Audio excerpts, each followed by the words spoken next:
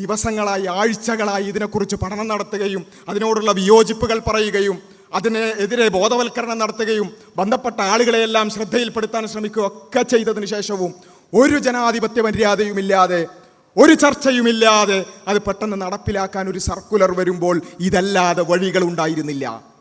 അതാണ് ആ political statement. പിന്നെ എന്നാലും ചില ആളുകൾക്ക് ഒന്നുകൂടി ആ സർക്കുലറിലൊക്കെ ഉറപ്പുവരുത്തേണ്ടതാണെന്നൊക്കെ കണ്ടാലും എന്നാലും എല്ലാവരും പങ്കെടുക്കണം നിർബന്ധമാണോ, അങ്ങനൊക്കെ ഉണ്ടോ, നിർബന്ധമാണെങ്കിൽ മാത്രം നിങ്ങൾ പ്രതികരിച്ചാൽ മതിയല്ലോ എന്നൊക്കെ വിചാരിക്കുന്ന ആളുകളോട് ഒന്നുകൂടി വ്യക്തമാക്കിക്കൊണ്ട് ബഹുമാനനായ മന്ത്രി ശിവൻകുട്ടി പറയുന്ന ഭാഗം നിങ്ങൾക്ക് സ്ക്രീനിൽ കാണാൻ സാധിക്കും.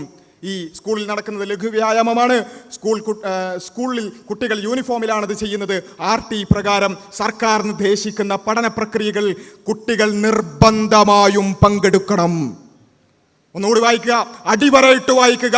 ആർക്കെങ്കിലും സംശയമുണ്ടെങ്കിൽ എന്തിനിത്രമേൽ ഗൗരവകരമായി ഇതിനോട് പ്രതികരിച്ചു എന്നുള്ളതിൽ ആർക്കെങ്കിലും സംശയമുണ്ടെങ്കിൽ അവർ കൃത്യമായി വായിക്കുക.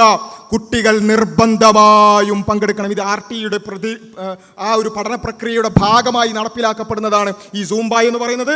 അതുകൊണ്ട് അതിൽ പങ്കെടുക്കൽ നിർബന്ധമാണ്. അടുത്ത വരി വായിക്കുക. രക്ഷിതാവിന് അതിൽ ചോയ്സ് ഇല്ല.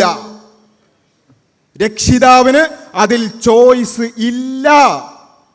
ഇനി പറയൂ, അത് ഇഷ്ടമുണ്ട് കളിച്ചാൽ മതി എന്നല്ലേ പറഞ്ഞത്, പിന്നെ എന്തിനാ വിയോജിപ്പ് എന്ന് ചോദിക്കേണ്ട കാര്യമുണ്ടോ?